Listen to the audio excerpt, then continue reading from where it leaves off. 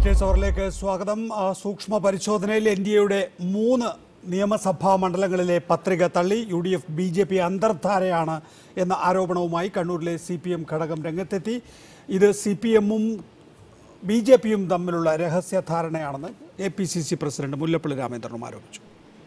തലശ്ശേരിയിലും ഗുരുവായൂരിലും ദേവികുളത്തുമാണ് NDA സ്ഥാനാർത്ഥിയുടെ പത്രിക സൂക്ഷ്മ പരിശോധനയിൽ തള്ളിയത്. തലശ്ശേരിയിൽ BJP കണ്ണൂർ ജില്ലാ പ്രസിഡന്റ് കൂടിയ N ഹരിദാസിന്റെ പത്രിക തള്ളി. ഇതോടെ കണ്ണൂർ ജില്ലയിൽ ഏറ്റവും കൂടുതൽ വോട്ടുകൾ ഉണ്ടായിരുന്ന തലശ്ശേരിയിൽ BJP-ക്ക് സ്ഥാനാർത്ഥി ഉണ്ടാകില്ല. കഴിഞ്ഞ തവണ ഈ മണ്ഡലത്തിൽ 22,000-ലേറെ വോട്ടുകൾ BJP നേടിയിരുന്നു. പത്രിക തള്ളിയതിന് പിന്നിൽ UDF BJP ഒത്തുകളിയാണെന്ന ആരോപണവുമായി CPIM രംഗത്തെത്തി. ഇരുകക്ഷികൾക്കുമിടയിലെ അന്തർധാര മറന്നീക്കി പുറത്തുവന്നുവെന്ന് CPM കണ്ണൂർ ജില്ലാ സെക്രട്ടറി MV ജയരാജൻ ആരോപിച്ചു. തലശ്ശേരി മണ്ഡലത്തിൽ ശരിയായ വിധത്തിൽ അധികാരപത്രം സമർപ്പിക്കേണ്ട കാര്യമില്ലല്ലോ. ഇത് സംബന്ധിച്ച് BJP നിയമപരമായ നടപടികൾ സ്വീകരിക്കുമെന്ന് വ്യക്തമാക്കി എന്നറിയുന്നു. തീർച്ചയായും അതിനുള്ള അവകാശം BJP-ക്കുണ്ട്, BJP-യുടെ സ്ഥാനാർത്ഥിക്കുണ്ട്. പക്ഷേ ഇപ്പോൾ തങ്ങളുടെ നോമിനേഷൻ തള്ളാൻ ഇടവരുന്ന വിധത്തിൽ ഒരു നോമിനേഷൻ സമർപ്പിക്കുക എന്നുള്ളത് അശ്രദ്ധ മൂലം സംഭവിച്ചതാണെന്ന് വിശ്വസിക്കാൻ ആർക്കും കഴിയില്ല. അപ്പോൾ ഏതായാലും ഇത് കോൺഗ്രസും BJP-യും തമ്മിലുള്ള ഒരു അന്തർധാര സംശയിക്കത്തക്ക നിലയിലുള്ള സാഹചര്യമാണ് നമ്മൾ കാണേണ്ടത്. സംസ്ഥാന അധ്യക്ഷന്റെ പേരില്ലാതിരുന്നതോടെ മഹിളാ മോർച്ച സംസ്ഥാന അധ്യക്ഷ നിവേദിയുടെ പത്രിക ഗുരുവായൂരിലും തള്ളി. ഇവിടെയും ഡമ്മി സ്ഥാനാർത്ഥിയില്ല. നാമനിർദ്ദേശ പത്രികയ്ക്കൊപ്പം അടിസ്ഥാന കാര്യങ്ങൾ പോലും സമർപ്പിക്കാൻ കഴിയാത്തത് ദേശീയ തലത്തിൽ പ്രവർത്തിക്കുന്ന പാർട്ടിക്ക് തന്നെ നാണക്കേടായി മാറിയിട്ടുണ്ട്. ദേവികുളത്ത് NDA മുന്നണിക്കൊപ്പം മത്സരിക്കുന്ന AIADMK സ്ഥാനാർത്ഥി R ധനലക്ഷ്മിയുടെ പത്രികയും മതിയായ രേഖകളില്ലാത്തതിനാൽ തള്ളിയിട്ടുണ്ട്. വിവിധ ബ്യൂറോകൾക്കൊപ്പം റിപ്പോർട്ടർ കോഴിക്കോട്. വിഷയത്തിൽ നമ്മോടൊപ്പം BJP നേതാവ് നാരായണൻ നമ്പൂതിരി, അജയ് തറയിൽ, A സജീവൻ, DYFI നേതാവ് VK സനോജ് എന്നിവരാണ് വിവിധ ഇടങ്ങളിലുള്ളത്. ആദ്യം ശ്രീ നാരായണൻ നമ്പൂതിരി, എന്തുകൊണ്ടാണ് 3 നിയമസഭാ മണ്ഡലങ്ങളിൽ NDA പത്രിക തള്ളിയത്? അതിൻ്റെ ഒരു സാഹചര്യം വിശദീകരിക്കാമോ? അല്ല, ഒന്ന് ഞാൻ മനസ്സിലാക്കുന്നത് A ഫോമിൽ ആവശ്യമായ സിഗ്നേച്ചർ ഇല്ലായിരുന്നു എന്ന് പറഞ്ഞാണ് തള്ളിയതെന്നാണ് എനിക്ക് കിട്ടിയ ഇൻഫർമേഷൻ. ഒന്ന് മഹിളാ മോർച്ച അധ്യക്ഷയാണ് ഗുരുവായൂരിൽ, കണ്ണൂരിലാണെങ്കിൽ BJP ജില്ലാ അധ്യക്ഷൻ. കണ്ണൂർ ജില്ലയിലെ ബാക്കി എല്ലായിടങ്ങളിലും ഫോം എയും ഫോം ബിയും ഉണ്ട്. ജില്ലാ അധ്യക്ഷന്റെ കയ്യിൽ മാത്രം ഫോം എ ഇല്ല എന്നുള്ളത് അത്ഭുതകരമല്ലേ? അല്ല, അത് ഖേദകരമാണ്. പക്ഷെ അത് എങ്ങനെ സംഭവിച്ചു എന്നുള്ളത് ഇനി ഞങ്ങൾ പഠിക്കേണ്ടിയിരിക്കുന്നു. അത് എന്താണെങ്കിലും സിഗ്നേച്ചർ ഇല്ലാതെ കൊടുത്തു എന്നാണ്. സിഗ്നേച്ചർ ഇല്ല എങ്കിൽ കൂടി അത് റെക്ടിഫൈ ചെയ്യാനുള്ള സമയം അനുവദിക്കാവുന്നതാണ്. അത് റിട്ടേണിംഗ് ഓഫീസറുടെ വിവേചനാധികാരത്തിൽ പെടുന്നതാണ്. സ്വാഭാവികമായി അത്തരമൊരു സാഹചര്യം നൽകാതെ തള്ളിയ നടപടി ഖേദകരമാണ്. അത് നിയമപരമായി അതിനെ കോടതിയിൽ ഞങ്ങൾ സമീപിക്കും. അല്ല, സമീപിച്ചോളൂ. പക്ഷേ ഇതിനകം തന്നെ കോൺഗ്രസ് പറയുന്നത് CPM-ഉം BJP-യുമായിട്ടുള്ള ധാരണയുടെ ഫലമാണിത് എന്ന്, CPM പറയുന്നത് കോൺഗ്രസും BJP-യും തമ്മിലുള്ള അന്തർധാരയുടെ ഫലമാണിത് എന്ന്. അപ്പോൾ നിങ്ങൾക്കെങ്കിലും കാരണം കണ്ടെത്താനാകണ്ടേ? ഒരു അന്തർധാരയുമില്ല, ഇന്ന കാരണത്താലാണ് എന്ന് പറയാൻ BJP-ക്ക് കഴിയേണ്ടതല്ലേ ശ്രീ നാരായണൻ നമ്പൂതിരി? അതുകൊണ്ടാണ് ഞാൻ ചോദിച്ചത്. കണ്ണൂർ നിയമസഭാ മണ്ഡലത്തിൽ BJP എല്ലാ മണ്ഡലങ്ങളിലും സംസ്ഥാന ദേശീയ അധ്യക്ഷന്റെ ഫോം എ ഫോം ബി നൽകിയിരിക്കുന്നു. ഏറ്റവും കൂടുതൽ വോട്ട് ലഭിക്കുന്ന തലശ്ശേരി മണ്ഡലത്തിൽ, അവിടെയാണ് ജില്ലാ അധ്യക്ഷൻ മത്സരിക്കുന്നത്.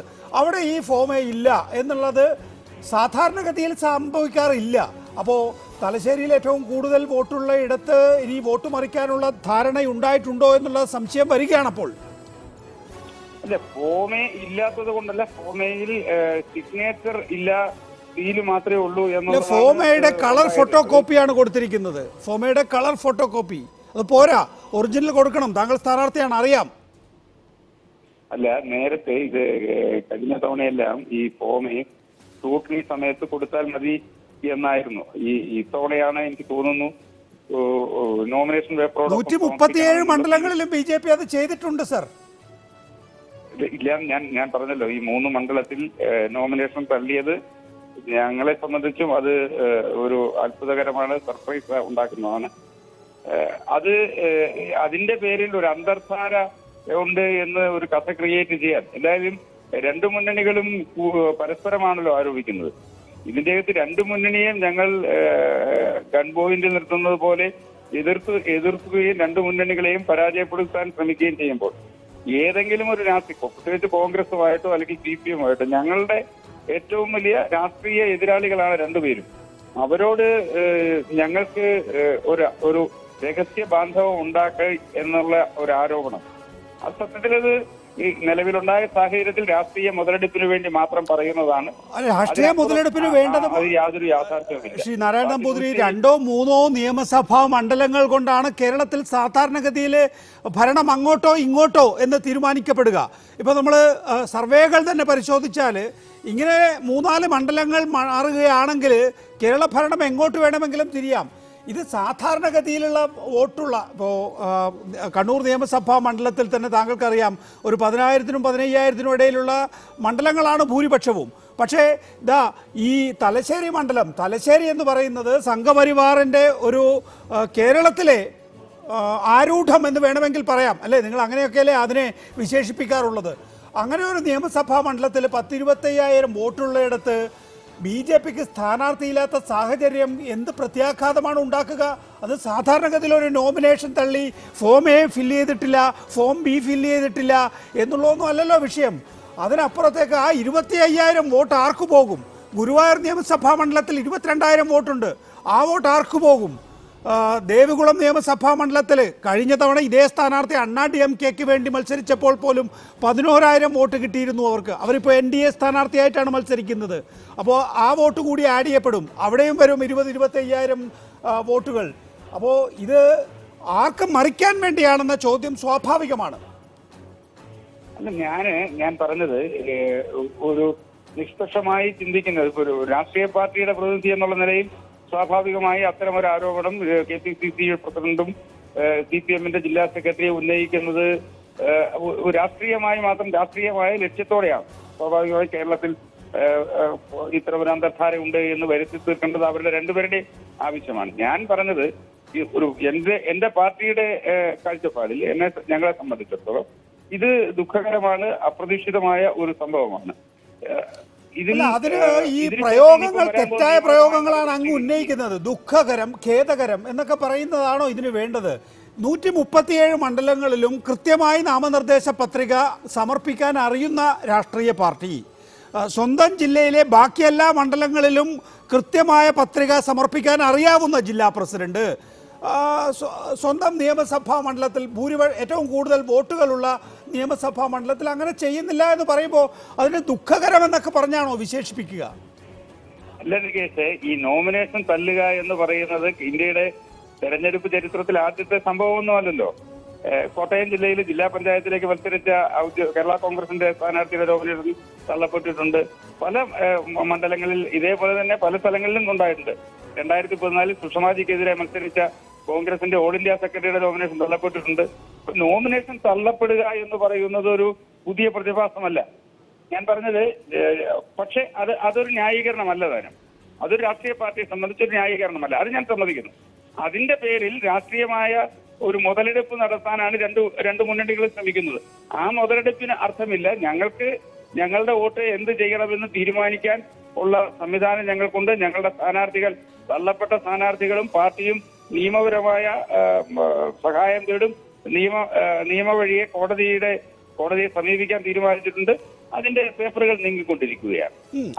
അത് നടക്കട്ടെ. അതിനകത്ത് ഇനിയിപ്പോൾ NDA സ്ഥാനാർത്ഥി മത്സരിക്കാൻ അനുവദിക്കണമെന്ന് സുപ്രീം കോടതി പറയുകയാണെങ്കിൽ സാധാരണഗതിയിൽ ഭരണാധികാരി എടുക്കുന്ന തീരുമാനങ്ങളാണ് പ്രധാനപ്പെട്ടതാവുക എന്നുള്ളത് തെരഞ്ഞെടുപ്പിൽ മത്സരിക്കുന്ന താങ്കൾക്കും അറിയാം. ഇനി സുപ്രീം കോടതി അക്കാര്യത്തിൽ വിധി പ്രഖ്യാപിക്കുകയാണെങ്കിൽ സ്ഥാനാർത്ഥികൾ തിരിച്ചു വരട്ടെ. ഇപ്പോൾ ദേവികുളത്ത് S. ഗണേശൻ എന്ന സ്വതന്ത്രനെ പിന്തുണയ്ക്കാൻ തീരുമാനിച്ചിരിക്കുന്നു എന്നാണ് BJP ഒടുവിൽ അറിയിച്ചിരിക്കുന്നത്. അപ്പോൾ ദേവികുളത്ത് S. ഗണേശൻ എന്ന സ്വതന്ത്രൻ, ഇനിയിപ്പോൾ തലശ്ശേരിയിലും ഗുരുവായൂരും, ദേവികുളത്തൊക്കെ ചിലപ്പോൾ അങ്ങനെയുള്ള സംഭവങ്ങളൊക്കെ നടന്നേക്കാമെന്ന് വിചാരിക്കാം. തലശ്ശേരിയിലും ഗുരുവായൂരിലും ഇപ്പോൾ BJP ഒരു സ്വതന്ത്രനെ പിന്തുണയ്ക്കാൻ തീരുമാനിക്കുന്നു എന്ന് വിചാരിക്കുക. BJPയുടെ വോട്ടുകൾ, NDAയുടെ വോട്ടുകൾ മുഴുവൻ സ്വതന്ത്രന് പോകുമോ? അപ്പോൾ പലയിടത്തായി സ്പിൽ ഓവർ ചെയ്യുമ്പോൾ അത് മാനേജ് ചെയ്യാൻ ആരെങ്കിലും ഒക്കെ ഉണ്ടാകും. അത് നമുക്ക് ഇങ്ങോട്ട് മതിച്ചാൽ മതി കൂടുതൽ, അല്ലെങ്കിൽ അങ്ങോട്ട് മറിച്ചാൽ മതി കൂടുതൽ എന്ന് പറയുമ്പോൾ ആ 2 നിയമസഭാ മണ്ഡലങ്ങളിലെയും ഫലം നമ്മൾ നേരത്തെ ഒരുപക്ഷെ ഇപ്പോൾ ഗുരുവായൂർ നിയമസഭാ മണ്ഡലത്തെ സംബന്ധിച്ചിടത്തോളം LDFന് 15,000 വോട്ടിൻ്റെ ലീഡ് ഉണ്ടായിരുന്നു എന്നാണ് എൻ്റെ ഓർമ്മ. ശരിയായിരിക്കില്ല ഒരുപക്ഷെ. തലശ്ശേരി നിയമസഭാ മണ്ഡലത്തിൽ എനിക്ക് കൃത്യമായി അറിയാം 40,000 വോട്ടിൻ്റെ ഭൂരിപക്ഷം AN ഷംസീറിനുണ്ട്. അപ്പോൾ പക്ഷേ BJP വോട്ട് മറിച്ചാൽ, BJP വോട്ട് കൃത്യമായി ഷിഫ്റ്റ് ചെയ്യപ്പെടുകയാണെങ്കിൽ ഈ 2 നിയമസഭാ മണ്ഡലങ്ങളുടെയും ഫലം മാറ്റിമറിക്കാൻ കഴിയും. ഇതിന്റെ അകത്ത് BJPയുടെ വോട്ട് ഷിഫ്റ്റ് ചെയ്യാനതിനെ കുറിച്ച് ഒരു ചിന്ത പോലും ഉണ്ടാകേണ്ട കാര്യമില്ല. BJPക്കാർക്ക് വോട്ട് ചെയ്യണമല്ലോ സാർ, BJPക്കാർക്ക് ഏതെങ്കിലും ഒരു സ്ഥാനാർത്ഥിക്ക് വോട്ട് ചെയ്യണമല്ലോ, അവർ ചെയ്തല്ലേ പറ്റുള്ളൂ. അല്ല, ആ വോട്ട് ചെയ്യാനുള്ള സംവിധാനം ഉണ്ടാകുമെന്ന് തന്നെയാണ് ഞങ്ങൾക്ക് കോടതിയിൽ നിന്ന് അനുകൂലമായ വിധി കിട്ടുമെന്നാണ്. സുപ്രീം കോടതി വിധിയാണ് താങ്കൾ പ്രവചിക്കാൻ പോകുന്നത്. സുപ്രീം കോടതി വിധി നമുക്ക് ആർക്കും പ്രവചിക്കാനാകില്ല. അല്ല നികേഷേ, കഴിഞ്ഞ പഞ്ചായത്ത് തെരഞ്ഞെടുപ്പിൽ ഇതേപോലെ ഒപ്പില്ല എന്ന് പറഞ്ഞ് തല്ലിയ നോമിനേഷൻ സ്വീകരിക്കാൻ കോടതി നിർദ്ദേശം കൊടുത്തിട്ടുണ്ട്. ഒരു പ്രീസിഡന്റ് ഉണ്ട് കേരള ഹൈക്കോടതിയുടെ തന്നെ.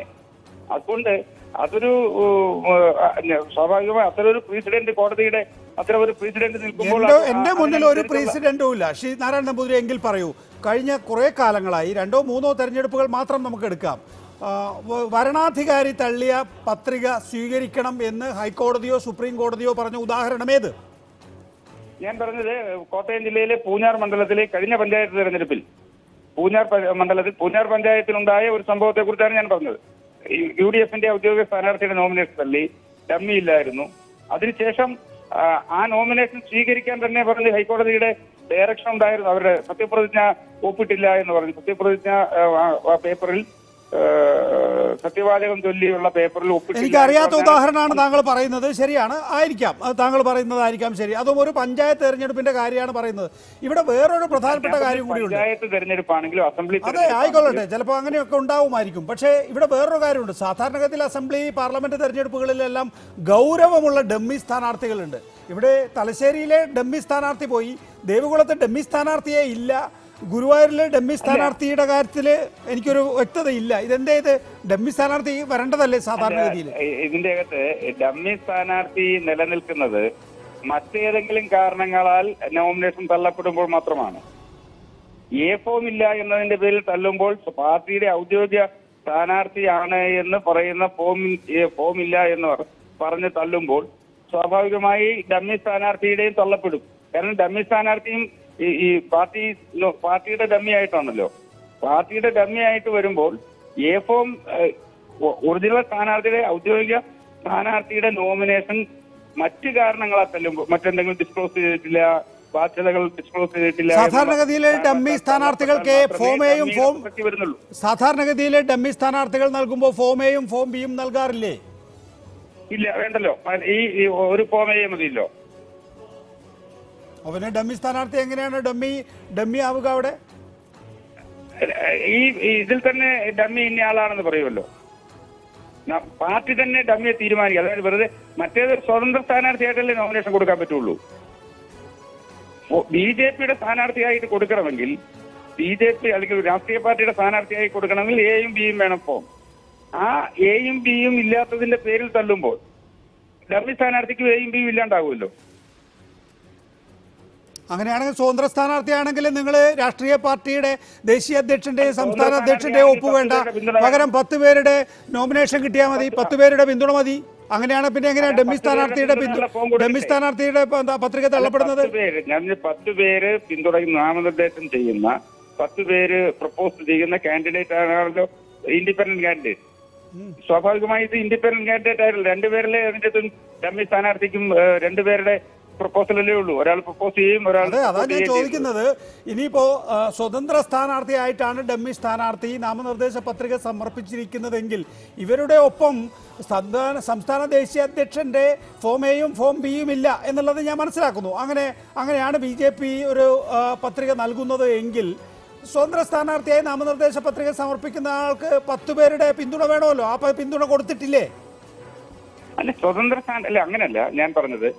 ഒഫീഷ്യൽ കാൻഡിഡേറ്റ് വരുമ്പോൾ ഒഫീഷ്യൽ കാൻഡിഡേറ്റിന്റെ ഒപ്പം ഡമ്മി കാൻഡിഡേറ്റ്, ആ ഡമ്മി കാൻഡിഡേറ്റ് എങ്ങനെയാണോ ഒഫീഷ്യൽ കാൻഡിഡേറ്റ് നോമിനേഷൻ കൊടുക്കുന്നത് അങ്ങനെ തന്നെയാണ് കൊടുക്കേണ്ടത്. അതിൻ്റെ അകത്ത് 10 പേരുടെ ആവശ്യമില്ല ഡമ്മി കാൻഡിഡേറ്റിന്. പക്ഷേ പ്രശ്നം ഒഫീഷ്യൽ കാൻഡിഡേറ്റിന്റെ നോമിനേഷൻ അക്സെപ്റ്റ് ചെയ്യുമ്പോൾ സ്വാഭാവികമായി ഡമ്മി കാൻഡിഡേറ്റ് ചിത്രത്തിൽ നിന്ന് ഔട്ടാകും. അത് വിഡ്രോ ചെയ്യേണ്ട കാര്യം. ശരി, എനിക്ക് ഏകദേശം മനസ്സിലായി താങ്കൾ എന്താ പറയുന്നത്. ദയവായി തുടരുക താങ്കൾ ടെലിഫോണിൽ. ശ്രീ സനോജ്, നിങ്ങളിത് കോൺഗ്രസ് BJP അന്തർധാര എന്ന് പറയുന്നതിൽ എന്ത് സാങ്കത്യമാണുള്ളത്? ഇന്ന് കേരളത്തിന്റെ ചരിത്രത്തിലെ ഏറ്റവും ഗൗരവമായിട്ടൊരു കാര്യമാണ് ഇപ്പോൾ ചർച്ച ചെയ്തുകൊണ്ടിരിക്കുന്നത്. എന്തും വാശിയേറിയിട്ടുള്ള ഗൗരവമായിട്ടുള്ള നിയമസഭാ തെരഞ്ഞെടുപ്പിൽ ഒരു ദേശീയ പാർട്ടിയുടെ നോമിനേഷൻ തള്ളിപ്പോകുന്നു. അത് എത്രമാത്രം ലാഘവത്തോടു കൂടിയാണ് BJPയുടെ വക്താവ് ന്യായീകരിക്കുന്നത് നമ്മൾ കാണുകയാണ്. ഡമ്മി സ്ഥാനാർത്ഥിയുടെ നോമിനേഷൻ ഉൾപ്പെടെ തള്ളിപ്പോവുകയാണ്. അതായത് ദേശീയ പ്രസിഡന്റോ അല്ലെങ്കിൽ സംസ്ഥാന പ്രസിഡന്റോ സമർപ്പിക്കേണ്ട ഫോം A, B ഉൾപ്പെടെയുള്ള കാര്യങ്ങൾ സമർപ്പിക്കുന്നില്ല.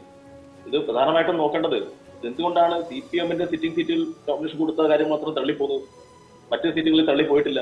ഇപ്പൊ കണ്ണൂരിൽ തന്നെ മറ്റ് സീറ്റുകളിലും മറ്റ് മണ്ഡലങ്ങളിലും നോമിനേഷൻ കൊടുത്തിട്ടുണ്ടല്ലോ, അവിടെയൊന്നും തള്ളിപ്പോയിട്ടില്ല. ഇതെല്ലാം വളരെ ഗൗരവമായി എടുക്കേണ്ടതാണ്, ഗൗരവമായി ചർച്ച ചെയ്യേണ്ട ഏറ്റവും പ്രധാനപ്പെട്ട കാര്യമാണ്. ഇവിടെ ഇപ്പോ തലശ്ശേരിയിൽ BJPക്ക് 22,125 വോട്ടുണ്ട്. കഴിഞ്ഞ നിയമസഭാ തെരഞ്ഞെടുപ്പിൽ BJPയുടെ ദേശീയ ഉപാധ്യക്ഷനായിട്ടുള്ള അന്ന് കോൺഗ്രസ് ഉള്ള AP അബ്ദുള്ള കുട്ടി വാങ്ങിയിട്ടുള്ള വോട്ടാണ്. അപ്പൊ തലശ്ശേരിയിലെ BJPയുടെ നേതൃത്വം അല്ലെങ്കിൽ കണ്ണൂർ ജില്ലയിലെ BJP നേതൃത്വം വ്യക്തമാക്കേണ്ടതുണ്ട് ആ വോട്ടർമാരോട് ആർക്കാണ് വോട്ട് ചെയ്യുക എന്നുള്ള കാര്യം. ഇവിടെ ഗുരുവായൂർ BJPയുടെ സ്ഥാനാർത്ഥിക്ക് കഴിഞ്ഞ തവണ 25,490 വോട്ട് കിട്ടി. ആ 25,490 വോട്ട് ഇത്തവണ അവർ ആർക്ക് ചെയ്യും? അതുപോലെ തന്നെ ദേവികുളത്ത് നേരത്തെ ADMKയുടെ സ്ഥാനാർത്ഥി 11,613 വോട്ട് വാങ്ങിയതാണ്. അവിടെ കഴിഞ്ഞ തവണ BJP സ്ഥാനാർത്ഥി 9,592 വോട്ട്. ഇത് രണ്ടും കൂടി ചേർത്താൽ 20,000-ൽ പരം വോട്ട് ദേവികുളത്തുണ്ട്. അപ്പൊ ഒരു കാര്യം മനസ്സിലാക്കേണ്ടത്, 2ാം സ്ഥാനം കിട്ടിയ, 3ാം സ്ഥാനം കിട്ടിയ, 4ാം സ്ഥാനം കിട്ടിയ 3 മുന്നണിക്കാരും ഇത്തവണ ഒരുമിച്ചാണ് തെരഞ്ഞെടുപ്പ് CPMനെ ഇടതുപക്ഷത്തിൽ നേരിടാൻ വേണ്ടി പോകുന്നത്. ഇത് വളരെ കൃത്യമായിട്ട് ഇതിനൊരു പശ്ചാത്തലമുണ്ട്.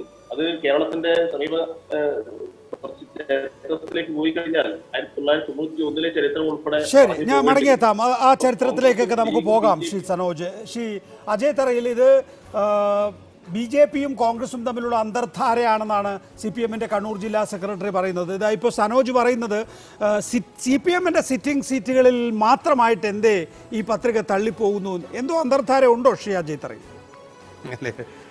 ഈ കഴിഞ്ഞ കുറേ ദിവസമായി BJPയുടെ നേതാക്കന്മാരടക്കമുള്ള ആളുകൾ സമ്മതിച്ചിട്ടുള്ളതും പറഞ്ഞിട്ടുള്ളതുമായ ഒരു അന്തർധാരയല്ല, ഒരു ഡീൽ. ആ ഡീലിൻ്റെ ജാള്യത മറക്കാൻ കിട്ടുന്നൊരവസരമായി ഇത് ചാടി വീണ് ശ്രീ ജയരാജൻ നടത്തിയ പത്രസമ്മേളനവും അതിനുശേഷം വിജയരാഘവൻ പറഞ്ഞ കാര്യങ്ങളൊക്കെ നമുക്ക് കൂട്ടി വായിക്കാം.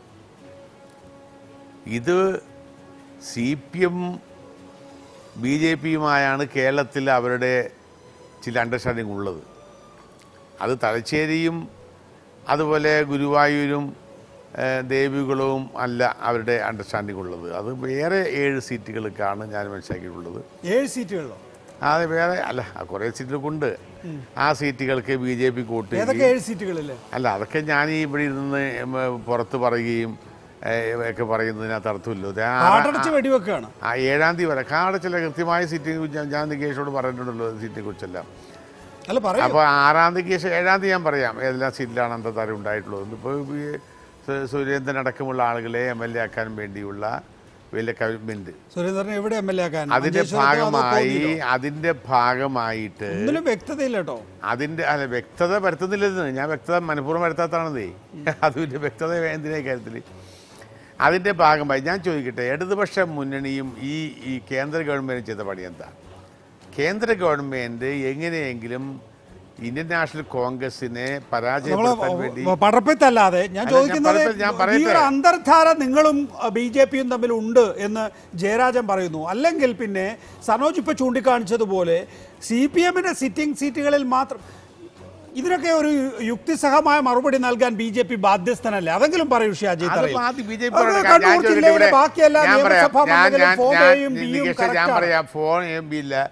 ഇവിടെ ഡെമ്മി എന്ന് പറയുന്നത് ദേശീയ രാഷ്ട്രീയ പാർട്ടികളുടെയും ഡെമ്മികൾ എന്ന് പറയുന്നത് ആ സ്ഥാനാർത്ഥിയുടെ നോമിനേഷൻ തള്ളിപ്പോകുമ്പോൾ സ്വാഭാവികമായിട്ട് സ്ഥാനാർത്ഥിയാകാൻ വേണ്ടി വരുന്നതാണ് ഡെമ്മികൾ.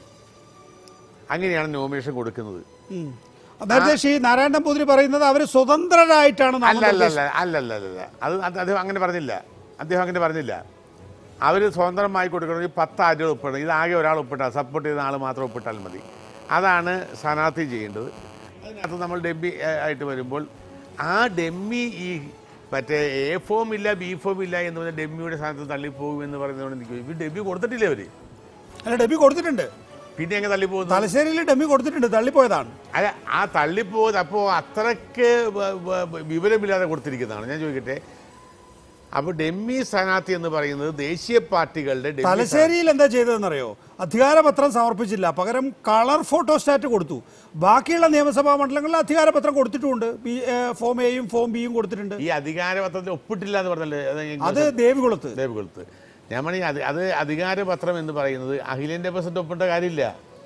അഖിലേന്ത്യാ പ്രസിഡന്റ്, സംസ്ഥാന പ്രസിഡന്റ് ഓതറൈസ്. ഇത് പഴയ ഇലക്ഷൻ നോമിനേഷൻ പോലെയല്ല, ഇപ്രാവശ്യം കുറെയൊക്കെ പുതുക്കി മാറ്റിയിട്ടുണ്ട്. അഖിലേന്ത്യാ പ്രസിഡന്റ് അല്ലെങ്കിൽ അഖിലേന്ത്യാ ജനറൽ സെക്രട്ടറി ഉത്തരവാദിത്തപ്പെട്ട ഒരാൾ ഇലക്ഷൻ കമ്മിറ്റിയിൽ അദ്ദേഹത്തിന് ഒപ്പ് കൊടുത്തിട്ടുണ്ടാകും.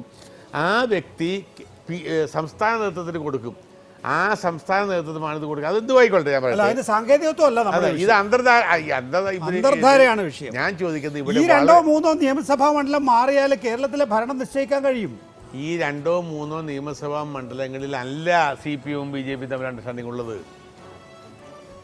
ഈ 2 or 3 നിയോജക മണ്ഡലങ്ങളല്ല, അത് വ്യക്തമായി ഞങ്ങൾക്കറിയാം. കാരണം CPM-നെ ചുറ്റും വളഞ്ഞിട്ട് അവരുടെ എല്ലാ മുഖങ്ങളും നഷ്ടപ്പെടുത്തി അവർക്കെതിരെയുള്ള മുഖ്യമന്ത്രി അടക്കമുള്ള മന്ത്രിമാർക്കെതിരെയുള്ള തെളിവുകൾ നിരത്തി വെച്ചുകൊണ്ടാണ് BJP അവരുമായി വില പേശി അവർക്ക് ഡീൽ ഉറപ്പിച്ചത്. ആ ഡീൽ ഇനി എന്ത് തന്നെ തുറന്നു പറയാനൊന്നും തയ്യാറല്ലെങ്കിൽ പിന്നെ നമ്മളത് മുഴുവൻ കേട്ടോണ്ടിരിക്കേണ്ട കാര്യം. BJP-യുടെ നമ്മുടെ ബാലശങ്കർ അടക്കമുള്ളവർ പറഞ്ഞല്ലോ ഡീലിനെ കുറിച്ച്. അദ്ദേഹം പറയുന്നത് ഞാൻ അതിൽ ഉറച്ചു നിൽക്കുന്നു എന്ന് പറഞ്ഞു. ബാലശങ്കർ പറയുന്നതിൽ യുക്തിയുണ്ടോ? കോന്നിയില് കെ സുരേന്ദ്രനെ ജയിപ്പിക്കുക, പകരം ആറന്മുളയിലും പിന്നെ തൊട്ടടുത്തുള്ള നിയമസഭാ മണ്ഡലങ്ങളിലും പകരം BJP വോട്ട് നൽകുക. ഈ പറയുന്ന നിയമസഭാ മണ്ഡലങ്ങളിലെല്ലാം LDF ആണ് അവിടെ സീറ്റ്. ചെങ്ങന്നൂരും അതുപോലെ ആറന്മുള എന്നൊക്കെ പറയുന്നത്, കോന്നി എന്നെല്ലാം പറയുന്നത് വർഷങ്ങളായി കോൺഗ്രസ് ജയിച്ചുകൊണ്ടിരിക്കുന്ന മണ്ഡലങ്ങളാണ്. ഈ കഴിഞ്ഞ തവണ ഒരു അബദ്ധം പറ്റിപ്പോയി, അത് ശരിയാണ്. അതുകൊണ്ട് അടുത്ത തവണയും ഞങ്ങൾ തന്നെ ജയിക്കുമെന്ന് CPM ആളുകളൊക്കെ പറഞ്ഞു കേട്ടാൽ ഈ കോന്നി ഞങ്ങളുടെ മണ്ഡലമാണ്, ആറന്മുള ഞങ്ങളുടെ മണ്ഡലമാണ്, മറ്റേ ചെങ്ങന്നൂർ ഞങ്ങളുടെ മണ്ഡലമാണ്, അതൊന്നുമല്ല. ഈ 3 മണ്ഡലങ്ങളും CPM-ന് ബാലികേറാ മലയാണ്. ആ ബാലികേറാ മലയായ 3 മണ്ഡലങ്ങളിൽ 1 മണ്ഡലം നിങ്ങൾക്ക് തരാം, 2 മണ്ഡലം ഞങ്ങൾ എടുക്കാം എന്ന് പറയുന്ന ഡീല് എന്ന് പറയുന്നത് ഏത് കണ്ണുപൊട്ടിലും അറിയാവുന്ന ഡീലല്ലേ? ശരി, തുടരുക ദയവായി. ശ്രീ നാരായണ നമ്പൂതിരി, ശ്രീ അജയ് തറയിൽ പറയുന്നത് 7 നിയമസഭാ മണ്ഡലത്തിൽ ഡീലുണ്ട്, ആ മണ്ഡലങ്ങളല്ല ഈ പറയുന്ന 3 മണ്ഡലങ്ങൾ എന്നാണ്. അജയ് തറയിൽ പറയുന്നത് തെരഞ്ഞെടുപ്പ് കഴിഞ്ഞിട്ട് അക്കാര്യം പറയാമെന്നാണ്. അജയ് തറയില് ഡിറ്റക്റ്റീവ് ഏജൻസി തുടങ്ങിയത് ഞാൻ അറിഞ്ഞില്ല, അതിനപ്പുറം അതിനെ കുറിച്ച് പറയുന്നില്ല. എന്താണെങ്കിലും ഞങ്ങളെ സംബന്ധിച്ച് ഞങ്ങൾക്ക് ഡീലിന്റെ ആവശ്യമില്ല. ഞങ്ങളുടെ പ്രവർത്തകരുടെ കൊലപ്പെടുത്തുകയും ഞങ്ങളുടെ കുടുംബങ്ങളെ അനാഥമാക്കുകയും ചെയ്ത ഒരു രാഷ്ട്രീയ പാർട്ടിയുമായിട്ട് ഡീലുണ്ടെന്ന് അജയ് തറയിലെ പോലുള്ള കോൺഗ്രസ്സുകാരന് പറയാം. കാരണം കോൺഗ്രസ്സുകാർ എവിടെയും ഈ ചോര കുടിക്കാൻ നിൽക്കുന്ന കൊതുകിനെ പോലാണല്ലോ. അതുകൊണ്ട് അതിനപ്പുറത്തേക്ക് അജയ് തറയിലിന്റെ വാദത്തിന് ഒരു അടിസ്ഥാനവുമില്ലാതെ എന്തെങ്കിലും പറയുക എന്നുള്ളതല്ലാതെ ഒരു അടിസ്ഥാനം ഉണ്ടാകണ്ടേ ഒരു ആരോപണം ഉന്നയിക്കുമ്പോ?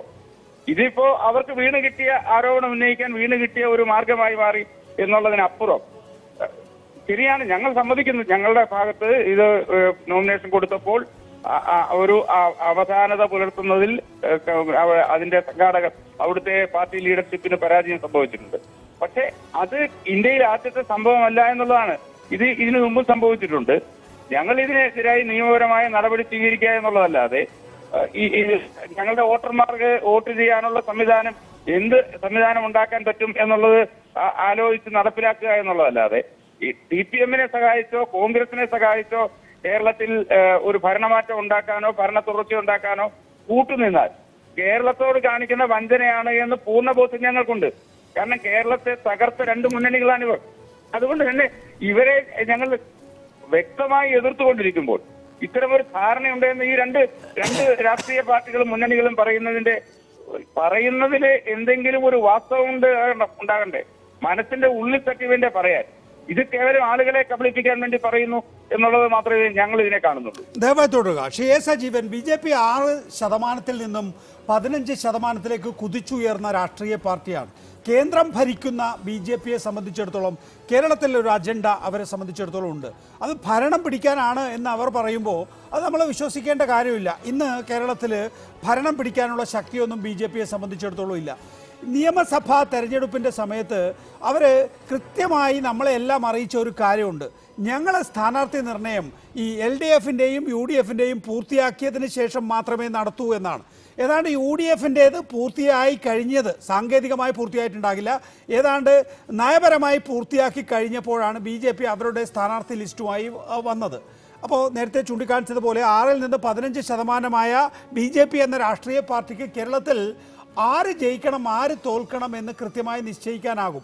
അത് വോട്ട് മറിച്ചിട്ടാകണമെന്നില്ല. വോട്ട് മറിക്കാതെ തന്നെ സ്ഥാനാർത്ഥി നിർണയത്തിലൂടെ സാധ്യമാകും. അങ്ങനെ ചില ലക്ഷ്യങ്ങൾ BJPയെ സംബന്ധിച്ചിടത്തോളം ഈ സ്ഥാനാർത്ഥി പട്ടിക പരിശോധിക്കുമ്പോൾ തന്നെ ഉണ്ടോ? ഞാൻ ആവർത്തിച്ച് ചൂണ്ടിക്കാണിക്കുന്നത് ചില മണ്ഡലങ്ങളിൽ വളരെ വിചിത്രമായ രീതിയിലാണ്. കഴിഞ്ഞ നിയമസഭാ തെരഞ്ഞെടുപ്പിൽ ആറന്മുള നിയമസഭാ മണ്ഡലത്തിൽ MT രമേശിനെ നിർത്തി ജയത്തിനുള്ള സാധ്യത തേടിയിട്ടുള്ള പാർട്ടി ഇന്ന് അവിടെ ഒരു ഓർത്തഡോക്സ് സഭാ പ്രതിനിധിയെയാണ് തെരഞ്ഞെടുപ്പിൽ നിർത്തിയിരിക്കുന്നത്. അപ്പോൾ ഓരോ സ്ഥാനാർത്ഥിയെ വോട്ട് സ്പ്ലിറ്റ് ചെയ്യുന്നതിന് വേണ്ടിയിട്ടോ അല്ലെങ്കിൽ ഏതെങ്കിലും തരത്തിൽ സ്വാധീനമുണ്ടാക്കുന്നതിന് വേണ്ടിയിട്ടോ കൃത്യമായ ശ്രമവുമായി BJP പോകുന്നുണ്ട്. അങ്ങനെ ഒരു പാറ്റേൺ, അത് ആറന്മുളയുടേത് അങ്ങനെ ആയതുകൊണ്ട് തന്നെ കേരളത്തിൽ എല്ലായിടത്തും ഇടതുപക്ഷ ജനാധിപത്യ മുന്നണിയെ തോൽപ്പിക്കാൻ വേണ്ടിയാണ് BJP സ്ഥാനാർത്ഥി നിർത്തിയിരിക്കുന്നത് എന്ന് പറയാൻ എൻ്റെ കയ്യിൽ തെളിവുകളില്ല. അങ്ങനെ ഒരു പാറ്റേൺ ഇവിടെ താങ്കൾ കാണുന്നുണ്ടോ ശ്രീ സജീവൻ? ഇപ്പോൾ വരുന്നു 3 സ്ഥാനാർത്ഥികളുടെ പത്രിക പോലും തള്ളിയിരിക്കുന്നു എന്ന്. അപ്പോൾ അതിൻ്റെ പിന്നിൽ എന്താണ്? തീർച്ചയായിട്ടും അങ്ങനെയുള്ള സംശയങ്ങൾക്കൊക്കെ സാധ്യത വളരെ കൂടുതലാണ്. അതിന്റെ തെളിവ് എന്താണെന്ന് ചോദിച്ചാൽ ഒന്നും പറയാൻ പറ്റില്ല. ഇപ്പോൾ തന്നെ നാരായണ നമ്പൂരിയോട് സമർത്ഥിക്കാൻ ശ്രമിച്ചുകൊണ്ടിരിക്കുകയാണല്ലോ. എന്തുകൊണ്ടാണ് ഈ 3 സ്ഥലങ്ങളിലും പത്രിക തള്ളിപ്പോയത്? അതൊരു സാങ്കേതിക പ്രശ്നമാണ്, അതൊക്കെ നേരത്തെ പലയിടത്തും ഉണ്ടായിട്ടുണ്ട് എന്നൊക്കെ പറഞ്ഞ് അദ്ദേഹം പറയുമ്പോഴും ഇതിന്റെ പിന്നിൽ ഒരു രാഷ്ട്രീയ പാർട്ടി ഞങ്ങൾക്ക് 30-35 സീറ്റ് കിട്ടിക്കഴിഞ്ഞാൽ ഭരണം പിടിക്കാൻ അറിയാം, ഈ കേരളം ഭരിക്കാൻ അറിയാമെന്നൊക്കെ ആവർത്തിച്ച് പറഞ്ഞുകൊണ്ടിരിക്കുന്ന ഒരു പാർട്ടി ഓരോ മണ്ഡലത്തിലും സ്ഥാനാർത്ഥിയെ നിർണയിക്കുമ്പോൾ സ്ഥാനാർത്ഥി വിന്നബിലിറ്റി ഏറ്റവും പ്രധാനപ്പെട്ടതാണ്. ആ സ്ഥാനാർത്ഥി ആയിരിക്കും എന്നുള്ള കാര്യം ഉറപ്പുവരുത്തൽ ഏറ്റവും അതിനേക്കാൾ പ്രധാനപ്പെട്ടാണ്. ഇതൊക്കെ ചെയ്യാതെ പോകുന്നു എന്നത് അത്ഭുതകരമായ കാര്യമാണ്. ഇപ്പൊ UDFകാർ പറയുന്ന ഇതുപോലെ തലശ്ശേരി മണ്ഡലത്തിൽ CPM-ന് അനുകൂലമായിട്ടുള്ള ഒരു ഒത്തുകളി അവിടെ തീർച്ചയായിട്ടും ഉണ്ടായിട്ട് കാര്യമില്ല. കാരണം ഓൾറെഡി CPM വളരെ ശക്തമായ രൂപത്തിൽ നിലയുറപ്പിച്ച സ്ഥലമാണ്, അവർ തന്നെ ജയിച്ചുകൊണ്ടിരിക്കുന്ന സ്ഥലമാണ്. അവിടെ UDFനെ ഭയന്നിട്ട് CPM-നെ അനുകൂലിക്കുക, CPM BJPയുടെ പിന്തുണ നേടുക എന്ന് പറയുന്നത് തലശ്ശേരി മണ്ഡലത്തില് സജീവൻ, തലശ്ശേരി മണ്ഡലത്തിലെ കോടിയേരി ബാലകൃഷ്ണൻ രാജ്മോഹൻ ഉണ്ണിത്താനോട് മത്സരിക്കുന്ന ആ തെരഞ്ഞെടുപ്പിൽ ഏതാണ്ട് ഇഞ്ചോടിഞ്ചോയുള്ള പോരാട്ടമായിരുന്നു. കഴിഞ്ഞ തവണ വലിയ നിലയിൽ ആൻറ്റി ഇൻകംബൻസി വർക്ക് ചെയ്തപ്പോൾ അവിടെ എൻ ഷംസീറിന് 40,000 വോട്ട് കിട്ടിയെന്ന് മാത്രമേ ഉള്ളൂ. BJP അവിടെ ഒരു മുന്നണിക്ക് കൃത്യമായി വോട്ട് മറിക്കാൻ തീരുമാനിച്ചാൽ തലശ്ശേരിയിലെ ഫലവും മാറാം. സനോജിന് വളരെ കൃത്യമായിട്ട് അറിയാം. അല്ല, ഞാൻ പറഞ്ഞ ഈ ആരോപണമാണ് CPM-ഉം BJPയും തമ്മിൽ ഉണ്ടാക്കിയിട്ടുള്ള ഒരു ഒത്തുകളി എന്ന് പറഞ്ഞാൽ CPM-ന്റെ മണ്ഡലമാണ്. ആ മണ്ഡലത്തിൽ അവര് ഒരു ഒത്തുകളിയിലേക്ക് പോകേണ്ടതില്ല. അങ്ങനെ ഒരു ഡീൽ ഉണ്ടാവുന്നുണ്ടെങ്കിൽ മറിച്ച് കുറെ കൂടി വിശ്വസനീയമായ രൂപത്തിൽ, അത് യുക്തിസഹമായ രൂപത്തിൽ മറിച്ച് ഉള്ള സാധ്യത നമുക്ക് തള്ളിക്കളയാൻ പറ്റും. അങ്ങനെ പലയിടത്തും ഈ ഗുരുവായൂരാണെങ്കിലും ദേവികുളത്താണെങ്കിലും ഒക്കെ ഇതേപോലെ LDF പറയുന്നത് ഞങ്ങളുടെ മണ്ഡലത്തിൽ ഞങ്ങൾ എന്തിനാണ് ഡീൽ ഉണ്ടാക്കുന്നത്, അല്ലെങ്കിൽ അത്രയും ശക്തമായൊരു മുന്നണിയായിട്ട് UDF പ്രാവശ്യം നിൽക്കണം. അങ്ങനെയാണെങ്കിൽ ചിലപ്പോൾ ഇത് അട്ടിമറിഞ്ഞു പോകാൻ സാധ്യതയുണ്ട്. അതിനാരുടെയും പിന്തുണ തേടേണ്ടതുണ്ട് എങ്കിൽ അത് സ്വാഭാവികമായിട്ടും വിശ്വസിക്കാം. പക്ഷേ ഇപ്പോഴത്തെ ഒരു സാഹചര്യത്തിൽ മുഖ്യമന്ത്രിക്കെതിരെ പോലും ശക്തനായിട്ടുള്ള സ്ഥാനാർത്ഥിയെ നിർത്താൻ പറ്റാതെ പോകുന്ന, അതിന്റെ പേര് തർക്കത്തിൽ നിൽക്കുന്ന ഒരു പാർട്ടിയും മുന്നണിയും അവർക്ക് എങ്ങനെയാണ് ഈ തരത്തിൽ അട്ടിമറി ഉണ്ടാക്കാവുന്ന ഏതെങ്കിലും മണ്ഡലങ്ങളുള്ളത്? അപ്പൊ സ്വാഭാവികമായിട്ടും ഒന്നുകിൽ BJPക്ക് പറ്റിയിട്ടുള്ള ഒരു അബദ്ധം, അതല്ലെങ്കിൽ BJP പരസ്പരം പാരവെക്കുന്നതിന്റെ ഭാഗമായി നടത്തിയുള്ള ചില പ്രശ്നങ്ങൾ, ഇതല്ലെങ്കിൽ ഇതിന് പിറകിൽ ആദ്യം ഉണ്ടായിട്ടില്ലെങ്കിൽ ഇപ്പോൾ സ്ഥാനാർത്ഥി ഇല്ലാതാവുന്ന ഘട്ടത്തിൽ ഡീൽ ഉണ്ടാവാനുള്ള സാധ്യത നമുക്ക് തള്ളിക്കളയാൻ പറ്റില്ല. ആളുകൾ അപ്പുറം വോട്ട് ചെയ്താൽ ഞങ്ങൾ എന്ത് ചെയ്യാനാണ് എന്നൊരു ചോദ്യം ചോദിച്ചാൽ മതിയല്ലോ. ആ സാധ്യതയിലേക്കാണ് ഞാൻ കാണുന്നത്. എന്തായാലും അതാണ് ഞാൻ നേരത്തെ സജീവൻ കുറച്ചുകൂടി ഒരു വ്യക്തതയോടുകൂടി പറഞ്ഞത്. ഒന്ന്, സ്ഥാനാർത്ഥി നിർണയത്തിൽ തന്നെ ചില ലക്ഷ്യങ്ങൾ BJPക്ക് ഉണ്ടോ എന്നുള്ളത്. പക്ഷെ അതൊരു ഒറ്റ പാറ്റേണിലാണ് എന്ന് തെളിയിക്കാനുള്ള രേഖകളോ അല്ലെങ്കിൽ കൃത്യമായ രീതിയിൽ സമർത്ഥിക്കാനുള്ള ആ നിലയിൽ ഓരോ മണ്ഡലത്തിലെയും കാര്യങ്ങൾ എനിക്ക് ബോധ്യമില്ല. രണ്ടാമത്തേത്, ഇപ്പോൾ നിർത്തിയ സ്ഥാനാർത്ഥികൾ തന്നെ തള്ളപ്പെട്ടു പോകുന്നു എന്ന് പറയുമ്പോൾ അത് ഒന്നിൻ്റെ മേൽ മറ്റൊന്ന് കൂട്ടിച്ചേർക്കപ്പെടുകയാണ്. ആ നിലയിൽ ഒരു പാറ്റേൺ രൂപീകരിക്കാൻ കഴിയുന്നുണ്ട് എങ്കിൽ അതിന് ശക്തിയുമുണ്ട്. BJPയെ സംബന്ധിച്ചിടത്തോളം ഒരു മുന്നണിയെ കൃത്യമായി തോൽപ്പിക്കാനുള്ള ശക്തി ഇന്ന് BJPക്കുണ്ട്. അത് പക്ഷേ അറിയാതാകണം, അല്ലെങ്കിൽ 91 ആയി പോകും. BJP ഇന്ന മുന്നണിയെ തോൽപ്പിക്കാൻ വേണ്ടി ബോധപൂർവമായി ഇന്ന സ്ഥാനാർത്ഥിയെ നിർത്തിയിരിക്കുന്നു, ഈ പാറ്റേണിലാണ് കേരളത്തിൽ അങ്ങോളം ഇങ്ങോളം എന്ന് വരുന്നാൽ അത് BJPക്കെതിരായിട്ടുള്ള വികാരമായി മാറും. BJP പിന്തുണയ്ക്കുന്നു എന്ന് പറയുന്ന ആ പാർട്ടിക്കെതിരായ വികാരമായി മാറും എന്നുള്ളത് കോലീബി സഖ്യത്തിലൂടെ നമ്മൾ കണ്ടിട്ടുള്ളതാണ്. ഇനി അത് CPM BJP സഖ്യമാണെങ്കിൽ തന്നെയും അങ്ങനെ ഒരു വികാരം കേരളത്തിലുണ്ടാകും. കാരണം അങ്ങനെ ഒരു സോഷ്യൽ ഫാബ്രിക് കേരളത്തിൽ രൂപപ്പെട്ടിട്ടുണ്ടല്ലോ സജീവൻ. അതുകൊണ്ട് അങ്ങനെ ഒരു ഒറ്റ പാറ്റേൺ താങ്കളുടെ ശ്രദ്ധയിൽ ഇല്ല എന്നാണ് താങ്കൾ പറഞ്ഞു വരുന്നത്. തീർച്ചയായിട്ടും അങ്ങനെ ഒറ്റ പാറ്റേൺ എടുത്ത് പറയാവുന്നത്. നമ്മൾ തെളിവുകൾ വേണമല്ലോ. രാഷ്ട്രീയക്കാർ പറയുന്ന പോലെ ആരോപണങ്ങൾ ഉന്നയിച്ചിട്ട് കാര്യമില്ല. പക്ഷെ ഇതിന് സാധ്യത തള്ളിക്കളയാൻ പറ്റില്ല. ആ സാധ്യത ഞാൻ കാണുന്നത് CPM BJP സൗഹൃദത്തിനേക്കാൾ കൂടുതൽ, CPM BJP സഹകരണത്തെക്കാൾ കൂടുതൽ മറിച്ചാണ് UDF BJP സഹകരണത്തിന്റെ സാധ്യതയാണ്. കാരണം ഇത്തരം മണ്ഡലങ്ങളിൽ കാണുന്ന ഈ 3 മണ്ഡലങ്ങളിൽ, ദേവികുളത്തും ഗുരുവായൂരും തലശ്ശേരിയിലും, ഇങ്ങനെ ഒരു സ്ഥാനാർത്ഥികൾ ഇല്ലാതാവുന്ന ഒരു അവസ്ഥ എന്ന് പറയുന്നത് ഏതായാലും അത് LDFനെ സഹായിക്കാൻ ആവാനുള്ള സാധ്യത വളരെ കുറവാണ്. അത് പലപ്പോഴും ആ നിലയിലാണ് താങ്കൾ കാണുന്നത്. ദയവായി സനോജ്, താങ്കൾക്ക് അത് കോൺഗ്രസിനെ സഹായിക്കാൻ വേണ്ടിയാണ് എന്ന് പറയാനുള്ള എന്ത് സാഹചര്യമാണുള്ളത്? അങ്ങനെ തോന്നണമെങ്കിൽ അതിന് ചില കണക്കുകൾ വേണമല്ലോ. എന്തിനാണ് തലശ്ശേരിയിൽ BJP സ്ഥാനാർത്ഥി ഇല്ലാതാവുന്നത്? തലശ്ശേരിയിലെ ഈ BJP സ്ഥാനാർത്ഥിയുടെ വോട്ട് ഇനി അഥവാ UDFന് പോയാൽ തന്നെയും നിങ്ങളുടെ പഴയ കണക്ക് പ്രകാരം CPM അവിടെ ജയിക്കണമല്ലോ. ഇനി ഗുരുവായൂരിലാണെങ്കിൽ അങ്ങനെ മുഴുവൻ വോട്ടും കോൺഗ്രസിന് ചെയ്യാനാണെങ്കിൽ ഈ BJPക്കാരെല്ലാം എന്താ കോൺഗ്രസിനെ വോട്ട് മറിക്കുക എന്ന് പറയുമ്പോൾ എത്രയാ വോട്ട് മറിക്കാൻ കഴിയുക? പൂർണ്ണമായ വോട്ട് മറിക്കാൻ ഒരു രാഷ്ട്രീയ പാർട്ടിയിൽ വിശ്വസിക്കുന്ന ആൾക്ക് കഴിയുമെന്ന് വിശ്വസിക്കുന്നുണ്ടോ സനോജ്? ഒരു പരീക്ഷണമാണല്ലോ. നേരത്തെ കേരളത്തിന്റെ ചരിത്രത്തില് BJP, കോൺഗ്രസ്, ലീഗ് ഇവരെല്ലാം സഖ്യകക്ഷികളായി മത്സരിക്കുകയും പൊതു സ്വതന്ത്രം നിർത്തുകയൊക്കെ ചെയ്ത അനുഭവം ഉണ്ടായില്ലേ? അതൊക്കെ ആരാ വെളിപ്പെടുത്തിയത്? ഇപ്പൊ കേരളത്തിലെ ഏക BJPയുടെ MLA രാജഗോപാൽ തന്നെ കഴിഞ്ഞ ദിവസം അഭിമുഖത്തിൽ പറഞ്ഞല്ലോ അതിന്റെ വിശദാംശങ്ങൾ സംബന്ധിച്ച്. നേരത്തെ KG മാരാരുടെ ജീവചരിത്രം എഴുതിയിട്ടുള്ള പഴയ ജന്മഭൂമി പത്രത്തിന്റെ എഡിറ്ററായിട്ടുള്ള ഒരാൾ അയാളുടെ പാഴായിപ്പോയ പരീക്ഷണം എന്ന് പറയുന്ന പുസ്തകത്തിനകത്ത് ഈ കാര്യങ്ങൾ പറഞ്ഞിട്ടുണ്ടല്ലോ. അപ്പൊ ഇങ്ങനെ നിരവധിയായിട്ടുള്ള ചരിത്ര വസ്തുതകൾ നമ്മുടെ മുമ്പിലുണ്ട്. അപ്പൊ എല്ലാ കാലത്തും പഴയ ചരിത്രം നോക്കിക്കഴിഞ്ഞാൽ ഇവരുമായി സഖ്യത്തിൽ ഏർപ്പെടാൻ ലീഗിനൊന്നും ഒരു മടിയും ഉണ്ടായിട്ടില്ല. നേരത്തെ ശിഖാപതങ്ങൾ തന്നെ അവരുടെ കാലത്ത് തന്നെ നമുക്ക് പഴയ ചരിത്രത്തിൽ നിന്ന് മാറാം. പുതിയൊരു വർത്തമാന കാലത്ത് തന്നെ നമുക്ക് ഒരുപാട് കാര്യങ്ങൾ പറയാനുണ്ടല്ലോ സനോജ്. വന്നാലേ ഇപ്പൊ തൃപ്പൂണിത്തുറയിൽ മത്സരിക്കുന്ന കോൺഗ്രസിന്റെ സ്ഥാനാർത്ഥി K. ബാബു ഈ ചാനലിൽ അനുവദിച്ചൊരു അഭിമുഖത്തിൽ പറയുന്നുണ്ട്, BJP വോട്ട് എനിക്ക് കിട്ടുമെന്ന് അർത്ഥസംഖ്യക്കിടയില്ലാതെ അദ്ദേഹം പറയുകയാണ്. അപ്പൊ എങ്ങനെയാണ് ഒരു കോൺഗ്രസിന്റെ സ്ഥാനാർത്ഥിക്ക് അങ്ങനെ പറയാൻ വേണ്ടി കഴിയുന്നത്? ഒരു കോൺഗ്രസിന്റെ സ്ഥാനാർത്ഥി തന്നെ ഒരു ചാനൽ അഭിമുഖത്തിൽ BJPയുടെ വോട്ട് എനിക്ക് കിട്ടുമെന്ന് അർത്ഥസംഖ്യക്കിടയില്ലാതെ പ്രഖ്യാപിക്കുകയാണ്. അപ്പൊ വളരെ കൃത്യമാണ്. മലമ്പുഴയില്, നേമത്ത്, നേരത്തെ സൂചിപ്പിച്ച ഈ ആലപ്പുഴ ജില്ലയിലെ ചില മണ്ഡലങ്ങളിൽ, ചെങ്ങന്നൂർ, ആറന്മുള ഉൾപ്പെടെയുള്ള മണ്ഡലങ്ങളെല്ലാം കൃത്യമായ ഡീല് നടക്കുകയാണ്.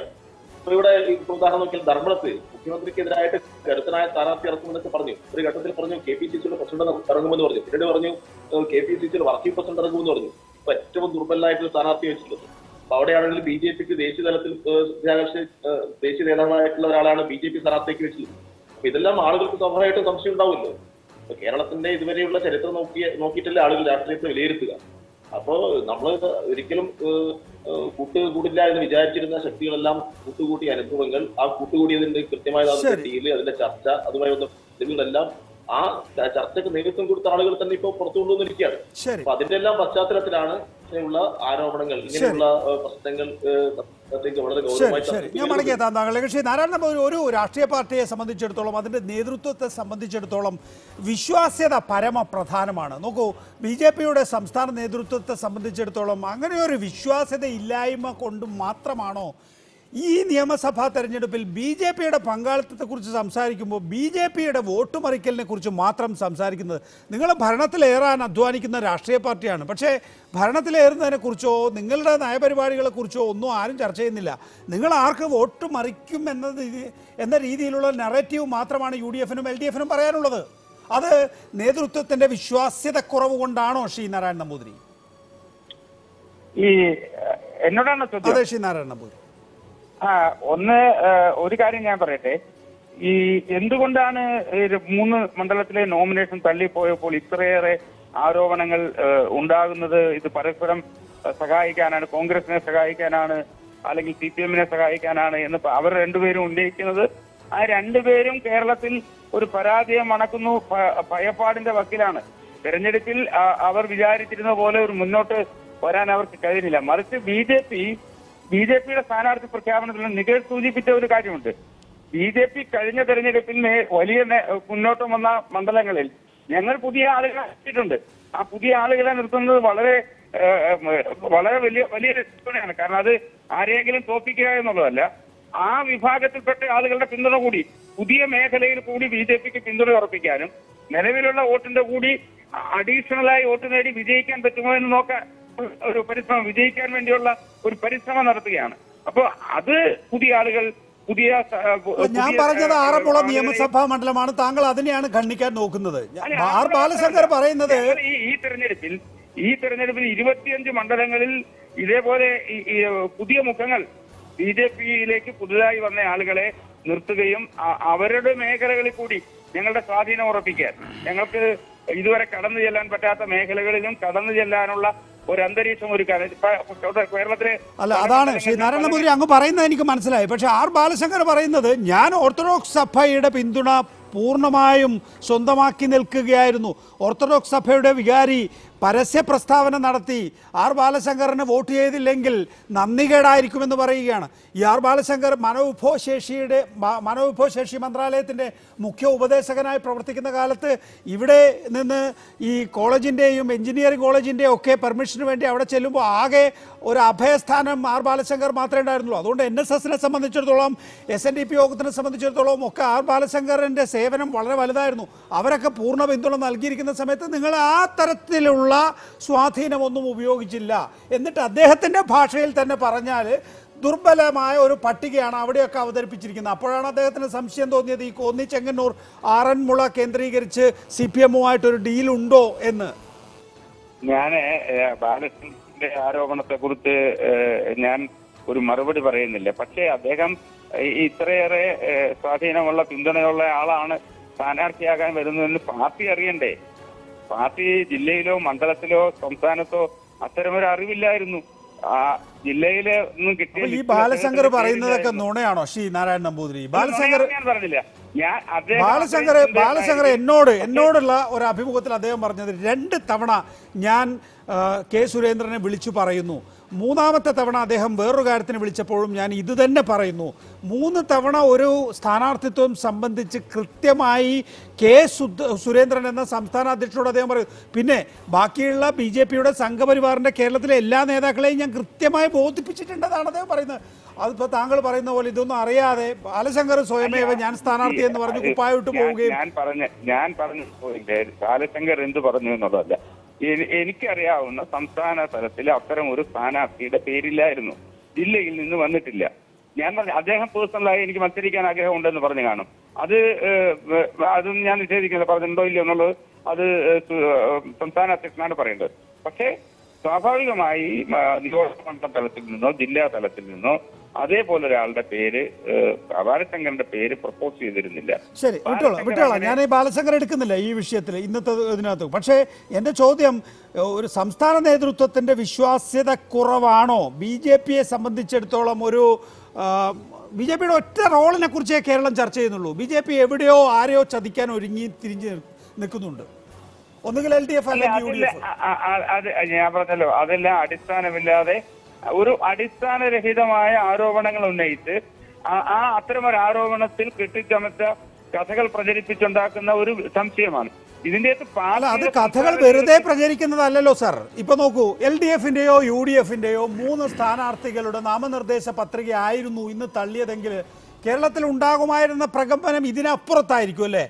3 UDF സ്ഥാനാർത്ഥികൾ പോയി, ഭരണം പോയി, അല്ലെങ്കിൽ ഭരണ തുടർച്ചയില്ല, LDFന്റേതാണെങ്കിൽ ഭരണ തുടർച്ചയില്ല എന്ന് നമ്മൾ ഇന്ന് പറയായിരുന്നു. കാരണം അത്രയ്ക്ക് പ്രധാനപ്പെട്ടതാണ് കേരളത്തിലെ 3 നിയമസഭാ മണ്ഡലങ്ങൾ.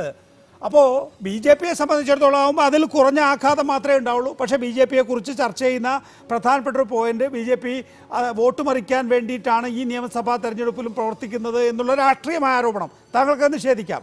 അതിൻ്റെ ഭാഗമായിട്ടാണോ ഇപ്പോൾ 3 സ്ഥാനാർത്ഥികളുടെ നാമനിർദ്ദേശ പത്രിക തള്ളപ്പെട്ടത് എന്ന് സ്വാഭാവികമായിട്ടും 2 രാഷ്ട്രീയ മുന്നണികൾ ചിന്തിക്കുന്നു. അതിലും അത്ഭുതം എന്ന് പറയുന്നത്, താങ്കൾക്ക് പോലും നേരത്തെ അത്ഭുതം ഉണ്ടായി, ഒരു ജില്ലാ പ്രസിഡന്റ് ബാക്കിയുള്ള മണ്ഡലങ്ങളിലെല്ലാം തന്നെയും ഫോം എയും ഫോം ബിയും നൽകുക, സ്വന്തം മത്സരിക്കുന്ന മണ്ഡലത്തിൽ, അതാണ് ഏറ്റവും കൂടുതൽ BJPക്ക് വോട്ട് കിട്ടുന്ന മണ്ഡലം, ആ മണ്ഡലത്തിൽ ഫോം എയും ഇല്ല, ഫോം ബിയും ഇല്ല. ഇപ്പോൾ തൃശ്ശൂരിൽ ബാക്കി എല്ലായിടത്തും ഫോം എയും ഫോം ബിയും ഉണ്ട്. പക്ഷേ മഹിളാ മോർച്ച അധ്യക്ഷ മത്സരിക്കുന്ന മണ്ഡലത്തിൽ ഇത് രണ്ടും ഇല്ലാത്തുള്ള അവസ്ഥ. ദേവികുളത്ത് പിന്നെ അണ്ണാ DMK സ്ഥാനാർത്ഥിയാണെന്ന് പറയാം. അണ്ണാ DMK സ്ഥാനാർത്ഥിക്ക് ഒരു ഡ്യൂപ്പ് പോലും ഇല്ല, അല്ലെങ്കിൽ ഒരു ഡെമ്മി പോലും ഇല്ല എന്നുള്ള അവസ്ഥ. ഇതൊന്നും സാധാരണഗതിയിൽ സംഭവിക്കാത്ത കാര്യമാണ്. സാധാരണഗതിയിൽ സംഭവിക്കാത്ത കാര്യമാണ്. ഞാനത് ആദ്യം തന്നെ സംഭവിക്കാത്ത കാര്യമാണ്, സംഭവിക്കരുതാത്ത കാര്യമാണ്. പക്ഷേ കഴിഞ്ഞ തവണ തെരഞ്ഞെടുപ്പ് വരെ ഈ സ്ക്രൂട്ടനിയുടെ സമയത്ത് ഫോം കൊടുത്താൽ മതിയായിരുന്നു. ഇത്തവണയാണ് അത് മാറ്റിയത്. അതിൽ ആദ്യം ഫോട്ടോസ്റ്റാറ്റ് കൊടുത്താൽ പോരാകിയില്ല, മതിയായിരുന്നു, സ്വീകരിച്ചിരുന്നു. സ്ക്രൂട്ടനി സമയത്ത് ഫോം കൊടുക്കുന്നുണ്ടോ എന്നുള്ളതാണ് വിഷയം. പക്ഷെ ഇത്തവണ സ്ക്രൂട്ടനി സമയത്ത് പോരെ വിത്ത് നോമിനേഷൻ വേണമെന്നുള്ള നിയമം സ്ട്രിക്റ്റ് ആക്കി. അതാണ് ഞാൻ പറയുന്നത്. ശ്രീ നാരായണൻ നമ്പൂതിരി, ഇപ്പോൾ ഒരു ഉപതെരഞ്ഞെടുപ്പാണ്, തലശ്ശേരിയിൽ മാത്രമാണ് എന്ന് വിചാരിക്കുക. താങ്കൾ ഈ പറയുന്നത് ന്യായം ഞാൻ അംഗീകരിക്കാമായിരുന്നു. പക്ഷേ ഇത് ഉപതെരഞ്ഞെടുപ്പല്ല, ജനറൽ ഇലക്ഷനാണ്. അവിടെ ജില്ലാ പ്രസിഡന്റ് ബാക്കിയുള്ളവർക്കെല്ലാം ഫോം എയും ഫോം ബിയും കൊടുക്കുന്നു, ജില്ലാ പ്രസിഡന്റ് കളർ ഫോട്ടോസ്റ്റാറ്റ് കൊടുക്കുന്നു. അതെന്ത് യുക്തി? അല്ലെ, ഞാൻ പറഞ്ഞ അത് ഇപ്പൊ അതിന്റെ യുക്തി എന്നുള്ളതല്ല, അത് സംഭവിക്കാൻ പാടില്ലാത്ത സംഭവിച്ചു.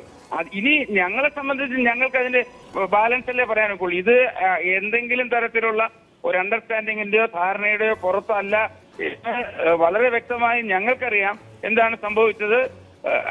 ഒരു അവധാനത പുലർത്താൻ കഴിഞ്ഞില്ല അവിടെ. അതിന്റെ ഉത്തരവാദിത്തപ്പെട്ട ആളുകൾ ചോദ്യം ചെയ്യപ്പെടും, അതിന് മറുപടി പറയേണ്ടി വരും. ഞാൻ നേരത്തെ ആറന്മുള നിയമസഭാ മണ്ഡലത്തിന്റെ ഉദാഹരണം പറഞ്ഞു.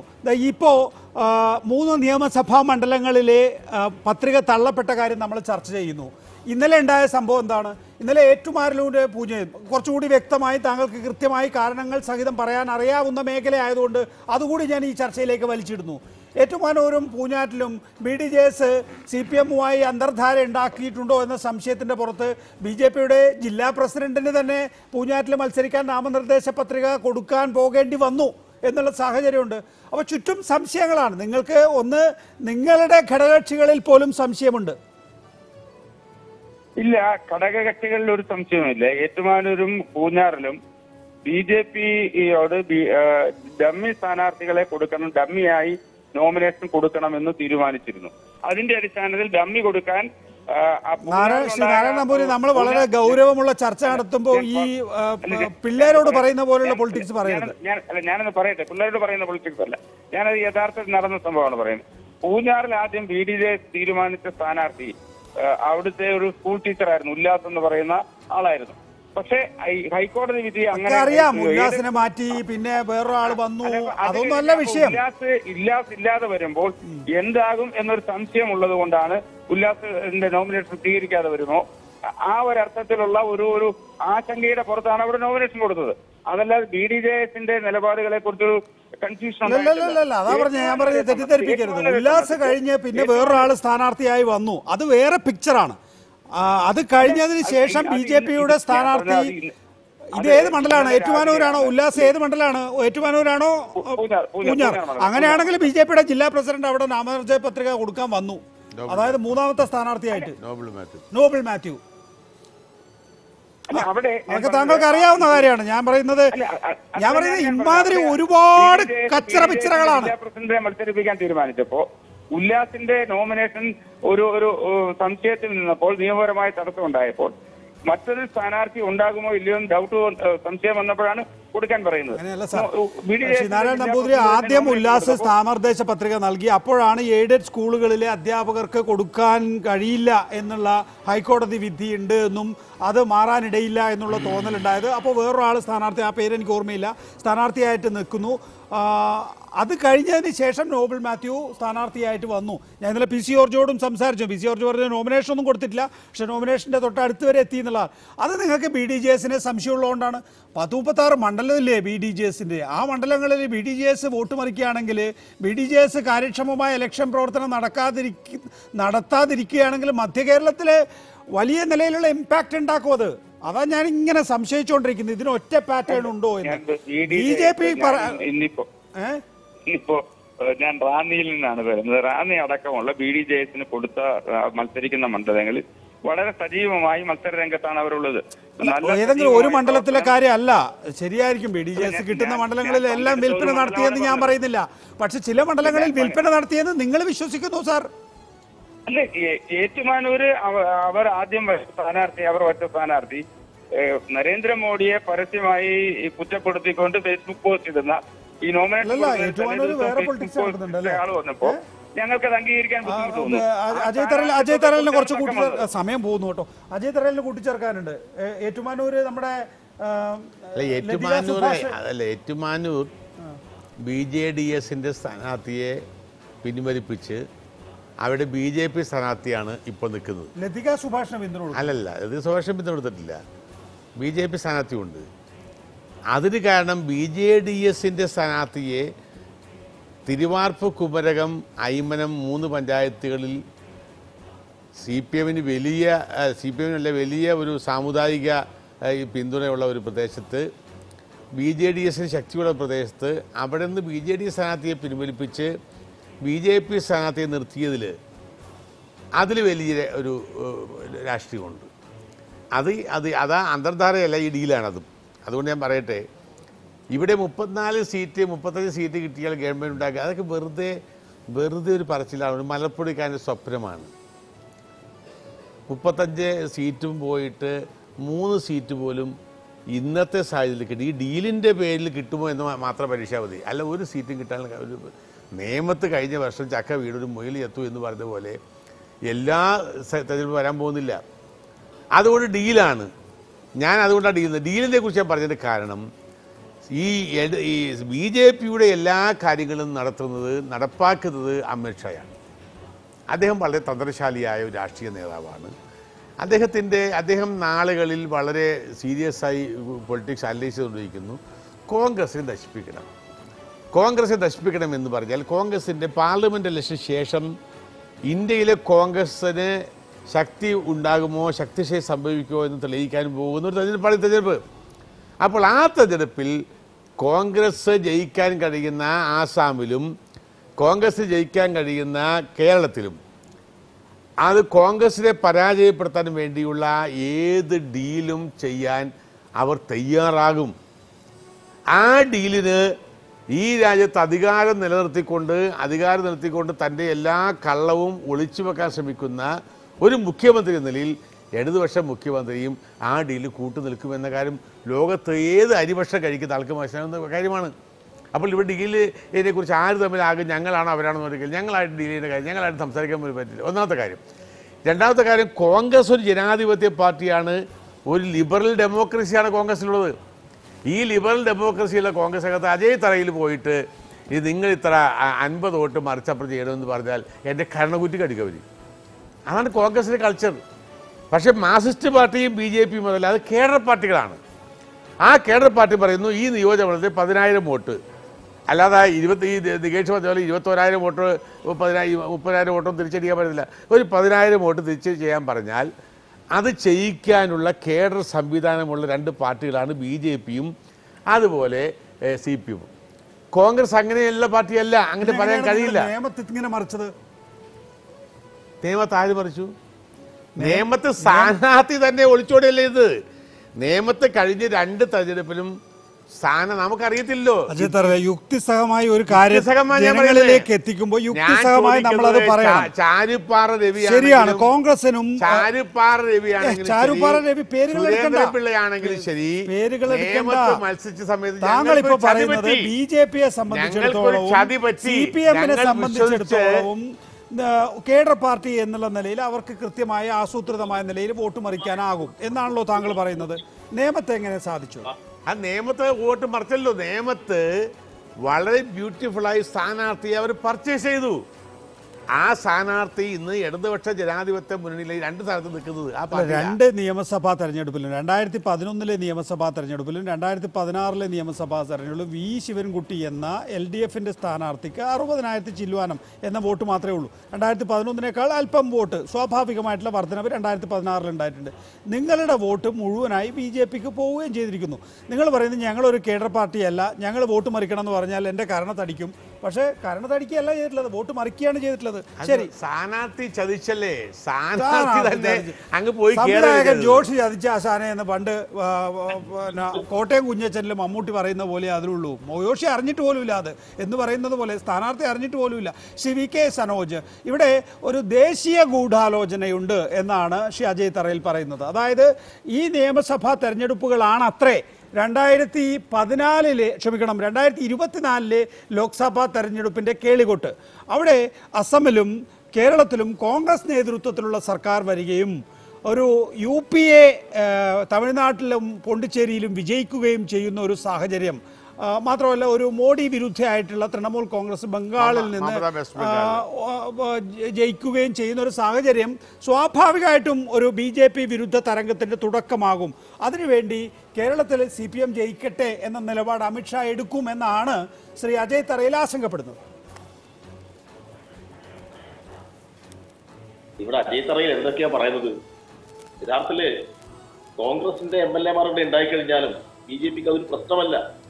കാരണം BJP കഴിഞ്ഞ 5 വർഷത്തിനിടയിൽ കോൺഗ്രസിന്റെ ഭാഗമായി ജയിച്ചിട്ടുള്ള ഏതാണ്ട് 200-ൽ പരം വരുന്ന MLA-മാരെ കാശ് കൊടുത്ത് വാങ്ങിയിട്ട് മന്ത്രിസഭ ഉണ്ടാക്കിയ അനുഭവം ഈ കഴിഞ്ഞ 5 വർഷം കൊണ്ട് കാണുകയാണ്. അതിനെക്കുറിച്ച് എന്താ അജയ് തറയിൽ പറയാനുള്ളത്? ഒടുവിൽ പുതുച്ചേരി ഉൾപ്പെടെ നടന്നില്ല കാര്യം കുറിച്ച് എന്താ പറയാനുള്ളത്? അപ്പൊ കൃത്യമായിട്ട് ദേശീയ രാഷ്ട്രീയം വീക്ഷിക്കുന്ന ആളുകൾക്ക് കോൺഗ്രസ് ജയിച്ചാലും കുഴപ്പമില്ല BJPക്ക്. കാരണം ഇന്ന് കോൺഗ്രസ് ജയിച്ചാൽ ആ കോൺഗ്രസിന്റെ MLA-മാരായി കഴിഞ്ഞാലും MP-മാരായി കഴിഞ്ഞാലും കാശ് കൊടുത്താൽ കിട്ടും എന്ന കൃത്യമായ ധാരണ BJPക്ക് ഉണ്ട്. അതുകൊണ്ട് അത് സംബന്ധിച്ച് വലിയ പ്രത്യേകിച്ച് കൂടാലോചനയുടെ കാര്യത്തിൽ നിന്നും പ്രസക്തിയില്ലാന്ന് എനിക്ക് തോന്നുന്നു. കാരണം സാധാരണ രാഷ്ട്രീയ നിരീക്ഷക നേതാക്കൾക്ക് മനസ്സിലാക്കാൻ വേണ്ടി കഴിയും. ഇവിടെ അദ്ദേഹം എന്തൊക്കെയാ പറയുന്നത്? 2011 നേമത്ത് 20,248 വോട്ട് മാത്രമാണ് കോൺഗ്രസിന് കിട്ടിയത് 2011. എന്നാൽ നേരത്തെ 2016 12,000. അപ്പോ ആ വോട്ട് അവിടെ പോയി. ഇപ്പൊ 2006 മുതൽ 2016 വരെയുള്ള വോട്ടിംഗ് നിരക്ക് പരിശോധിച്ചാൽ നേമത്ത് 60,884 വോട്ടുണ്ടായിരുന്ന കോൺഗ്രസ് 13,860 വോട്ടായി ചുരുങ്ങി. അതിലേക്ക് എങ്ങനെയാണ് ഇങ്ങനെ ചാനൽ ചർച്ചയിൽ വന്ന് ന്യായീകരിക്കുന്നത്? എന്നിട്ട് പറയുകയാണ് കോൺഗ്രസ് എന്ന് പറഞ്ഞാൽ അങ്ങനത്തെ പാർട്ടിയല്ല, കേഡർ പാർട്ടിയല്ല, ഞങ്ങൾ പറഞ്ഞാൽ തന്നെ അണികൾ അംഗീകരിക്കില്ല. പിന്നെ ആ വോട്ട് അവിടെ പോയി. അതിനൊന്നും കൃത്യമായിട്ട് നേരിട്ട് ഉത്തരം. നേമത്തെ വോട്ടിനെ നിങ്ങൾ മരിക്കുന്നവരെ കോൺഗ്രസ് പാർട്ടി മരിക്കുന്നത് വരെ കണക്ക് പറയേണ്ടി വരും. നേമത്തെ വോട്ട് ഇതൊരു ചർച്ചയിൽ നിങ്ങൾ 91 കോലീബി സഖ്യം ഉണ്ടാക്കിയെന്ന് നിങ്ങൾ തന്നെ സമ്മതിക്കുന്നു. കോലീബി യാഥാർത്ഥ്യമാണ് എന്ന് BJPയുടെ സംസ്ഥാന ജനറൽ സെക്രട്ടറി MT രമേശ് പറയുന്നു. 2016 നിയമസഭാ തെരഞ്ഞെടുപ്പിൽ നിങ്ങളുടെ വോട്ട് ഷിഫ്റ്റ് ചെയ്തിട്ടാണ് BJPക്ക് ആദ്യമായി അക്കൗണ്ട് തുറക്കാനുള്ള ഓപ്പർച്യൂണിറ്റി ഉണ്ടാക്കി കൊടുത്തത്. 2011 നിയമമല്ല, 2006 നിയമമല്ല, 2011. അത് നിങ്ങൾ അതിന്റെ കണക്കൂട്ട്. ആ നിയോജക മണ്ഡലത്തിന്റെ ഘടന തന്നെ മാറിക്കെടുക്കാണ്. ആയിക്കോട്ടെ, 2011 പുനർനിർണയം വന്നു. 2011 വോട്ടും 2016 വോട്ടുമാണ് പറയുന്നത്. പുനർനിർണയത്തിലുണ്ടായ വികാസം എന്താ? 2011 തമ്മിൽ ഡിഫറൻസ് എത്രയാണ്? ഒരു 8,000 വോട്ട് നിങ്ങൾക്ക് കുറയാണ് ചെയ്തിട്ടുള്ളത്. 2011 വ്യത്യസ്തം. സ്ഥാനാർത്ഥി തന്നെയല്ലേ പോയത്, പിന്നെന്ത് ചെയ്യാൻ പറ്റും? സുരേന്ദ്രൻപിള്ള ഇപ്പൊ ഇടതുപക്ഷ പാളയത്തിലല്ലേ? ശരി, ഇടതുപക്ഷ പാളയത്തിലല്ലേ സുരേന്ദ്രൻപിള്ള? പറഞ്ഞോ, ജനങ്ങളാ കേൾക്കുന്നത്. ഷിയെ സജീവൻ അങ്ങനെ ഒരു ദേശീയ ധാരണ ബി ജെ പിയെ സംബന്ധിച്ചിടത്തോളം ഉണ്ട്. 2024 വരാനിരിക്കുന്ന ലോക്സഭാ തെരഞ്ഞെടുപ്പിന്റെ തുടക്കം എന്നുള്ള നിലയിൽ കോൺഗ്രസ് ഇവിടെ നിന്ന് സ്റ്റാർട്ട് ചെയ്ത് കളയുമെന്നൊക്കെയുള്ള ആശങ്കയുണ്ട് കോൺഗ്രസിന്, ബി ജെ പിക്ക്. ഒരിക്കലും കോൺഗ്രസ് ദേശീയ തലത്തിലും ആ ഒരു BJP വിരുദ്ധ സഖ്യത്തിന്റെ നേതൃത്വത്തിലേക്ക് വരാനുള്ള സാധ്യത വളരെ കുറവാണെന്ന് നമുക്കറിയാം. കാരണം കോൺഗ്രസ് അത്തരം ലീഡർഷിപ്പ് ഏറ്റെടുക്കുന്നില്ല. അതേ സമയത്ത് ഒരുപക്ഷെ NCPയുടെ നേതാവായിട്ടുള്ള ശരത് പവാറിന്റെ നേതൃത്വത്തിൽ അങ്ങനെ ഒരു സാധ്യത വളരെ കൂടി വരികയാണ്. കോൺഗ്രസ് ഇതെല്ലാം കൂടി നേടിയെടുത്തേക്കും കോൺഗ്രസിന്റെ നേതൃത്വത്തിൽ ഒരു മുന്നണി വരാൻ പോകുന്നു എന്നുള്ളതിന്റെ സാധ്യത അതിനെവിടെയെങ്കിലും കാണണമല്ലോ. കോൺഗ്രസ് ഇപ്പൊ മത്സരിക്കുന്ന ഈ പശ്ചിമ ബംഗാളിലാണെങ്കിലും തമിഴ്നാട്ടിലാണെങ്കിലും അസമിലാണെങ്കിലും ഒക്കെ കോൺഗ്രസ് ആ ഇത്തരം ലീഡർഷിപ്പ് ഏറ്റെടുക്കുന്നത് സംസാരിക്കില്ലേ സജീവൻ? ഒരു കുറച്ച് മാന്യമായി സംസാരിക്കാൻ തുടങ്ങി. പറയുമ്പോ അങ്ങ് വളരെ ചീപ്പായിട്ടൊക്കെ പറയല്ലേ. അജിത് അറിയാം, ബീഹാറിൽ നടന്ന തെരഞ്ഞെടുപ്പിൽ ഇതേപോലെ മോദി വിരുദ്ധ സഖ്യം കൊണ്ടുവരാനുള്ള സാധ്യത ഉണ്ടായിട്ട് എന്താണ് അവിടെ തേജസ്വി യാദവ് തെരഞ്ഞെടുപ്പിന് ശേഷം പറഞ്ഞത്? നിങ്ങൾ കോൺഗ്രസ് സ്ഥാനാർത്ഥികൾ മത്സരിച്ച സീറ്റുകളെയും അവിടുത്തെ വോട്ടിംഗ് പാറ്റേണിനെ കുറിച്ചും അവിടുത്തെ സാമുദായിക ഘടനയെ കുറിച്ചൊക്കെ നിങ്ങൾ മനസ്സിലാക്കിക്കൊണ്ടാണോ സംസാരിക്കുന്നത് ബീഹാറിനെ കുറിച്ച്? വെറുതെ സംസാരിച്ച കാര്യമില്ല. ഞാൻ നികേഷോട് സംസാരിച്ചുള്ള കാര്യമാണ്. അവിടെ ഉണ്ടായ സംഭവം എന്താണെന്ന്, മജ്ലിസ് പാർട്ടിയുടെ സാന്നിധ്യമാണ് കോൺഗ്രസിനെ പരാജയപ്പെടുത്താനുള്ള കാരണം. അല്ലാതെ ഇവിടുത്തെ മുഖ്യമായ പ്രശ്നം എന്താ? ഇന്ന് ഇന്ത്യയിലെ മുഖ്യമായ പ്രശ്നം എന്താ? ഇന്ത്യൻ നാഷണൽ കോൺഗ്രസ് ഇന്ത്യയിൽ നിലയുറപ്പിച്ചത് ഇന്ത്യൻ മുസ്ലിംസിന് വേണ്ടിയാണെങ്കിൽ കേരളത്തിലൊഴിച്ച് ബാക്കി പല സംസ്ഥാനങ്ങളിലും ഉണ്ടാക്കിക്കൊണ്ടിരിക്കുന്ന മുസ്ലിം മതസംഘടനകൾ കോൺഗ്രസിനെ പിന്നിൽ നിന്ന് കുത്തുന്ന രാഷ്ട്രീയ ചിത്രം കണ്ടുകൊണ്ടിരിക്കുന്നു. അതാണ് പശ്ചിമ ബംഗാളിൽ ഇന്ന് ഉണ്ടായിരിക്കുന്ന പ്രശ്നം. പശ്ചിമ ബംഗാളിൽ നിന്നുള്ള പ്രശ്നം അതാണ്. അതൊക്കെ രാഷ്ട്രീയം. ഇന്ത്യൻ മുസ്ലിങ്ങൾക്ക് വേണ്ടി നാരായണ നമ്പൂരി എന്തോ പറയുന്നു. കട്ടായി അദ്ദേഹം പറയുന്നത് താങ്കൾ ഒന്നുകൂടി ഉറച്ചു പറയൂ. ഇന്ത്യൻ മുസ്ലിം ഞാൻ പറയാൻ തയ്യാറാണ്. ഇന്ത്യയിലെ മുസ്ലിംസിന് വേണ്ടി നിലകൊണ്ട ഒരു രാഷ്ട്രീയ പ്രസ്ഥാനമാണ് കോൺഗ്രസ്. അതുകൊണ്ട് തന്നെ ആ സമുദായം കോൺഗ്രസിനെ സഹായിക്കേണ്ട സ്ഥലങ്ങളിൽ കേരളത്തിലൊഴിച്ച് മറ്റ് പല സംസ്ഥാനങ്ങളിലും ത്രികോണ മത്സരങ്ങൾ ഉണ്ടാക്കി സ്ഥാനാർത്ഥികളെ നിർത്തി, പ്രത്യേകിച്ച് മജ്ലിസ് പാർട്ടി ഗുജറാത്തിലാണെങ്കിലും രാജസ്ഥാനിലാണെങ്കിലും ബീഹാറിലാണെങ്കിലും അതുപോലെ ഇന്നിപ്പോൾ പശ്ചിമ ബംഗാളിൽ അത് സ്പ്ലിറ്റുണ്ടാക്കാൻ മമതയ്ക്ക് കഴിഞ്ഞു എന്ന് മറ്റൊരു കാര്യം. അവിടെയും അദ്ദേഹം ചെന്ന് പ്രശ്നമുണ്ടാക്കി നരേന്ദ്രമോദിയുടെ ഏജന്റായി നിൽക്കുന്ന ഒരു രാഷ്ട്രീയമാണ് ഇന്ത്യയിൽ കോൺഗ്രസിന് പരാജയപ്പെടാണ്ടായ കാരണം എന്ന കാര്യം മനസ്സിലാക്കണം. എന്തുകൊണ്ട് ന്യൂനപക്ഷങ്ങളുടെ പിന്തുണ നേടിയെടുക്കാൻ കഴിഞ്ഞില്ല എന്നുള്ളൊരു വീണ്ടും വിചാരം കോൺഗ്രസ് നടത്തേണ്ടേ? അത് നഷ്ടപ്പെടാനുള്ള കാരണം എന്താണെന്നുള്ള ഒരു വീണ്ടും വിചാരം ഉണ്ടാവേണ്ടേ? കോൺഗ്രസ് വിശ്വാസം നഷ്ടപ്പെട്ടു.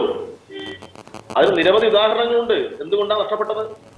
ബാബറി മസ്ജിദിന്റെ അനുഭവമുണ്ട്. അതിനുശേഷം നിങ്ങളുടെ പ്രധാനപ്പെട്ട ഉത്തരവാദിത്തപ്പെട്ട ദേശീയ നേതാക്കന്മാർ തന്നെ കോൺഗ്രസിന്റെ പാളയത്തിലേക്ക് രാത്രിക്ക് രാത്രി കടന്നു പോകുന്ന ഇത്രയല്ലേ കണ്ടത്. പക്ഷെ കേരളത്തിലെ മതന്യൂനപക്ഷങ്ങൾ കോൺഗ്രസിന്റെ കൂടെ അടിയുറച്ചു നിൽക്കുന്നു. അതുപോലെ ഇന്ത്യയിലെ മതന്യൂനപക്ഷങ്ങൾ അടിയുറച്ചു നിന്നാൽ സമയമില്ല. എനിക്ക് ശ്രീ നാരായണ നമ്പൂതിരി എന്താ പെട്ടെന്ന് താങ്കൾ ആവേശഭരിതനായത്? ഇന്ത്യൻ നാഷണൽ കോൺഗ്രസ് ഇന്ത്യൻ മുസ്ലിങ്ങൾക്ക് വേണ്ടി മാത്രം നിൽക്കുന്ന പാർട്ടിയാണെന്ന് അജിത് സാറിൽ പറഞ്ഞതാണ് ഞാൻ പറഞ്ഞ കാര്യത്തെ കുറിച്ചാണ് പറഞ്ഞത്. ഇന്ത്യൻ നാഷണൽ കോൺഗ്രസ് ഇന്ത്യയിലെ എല്ലാവർക്കും വേണ്ടി നിൽക്കുന്ന പാർട്ടിയാണെന്നാണ് ഞാനൊക്കെ വിശ്വസിച്ചിരുന്നത്. പക്ഷേ ഇപ്പോൾ അദ്ദേഹം പറയുന്നത് ഇന്ത്യയിലെ മുസ്ലിങ്ങൾക്ക് വേണ്ടി മാത്രമാണ്, മറ്റുള്ളവർക്ക് വേണ്ടി അല്ല എന്ന് പറഞ്ഞാൽ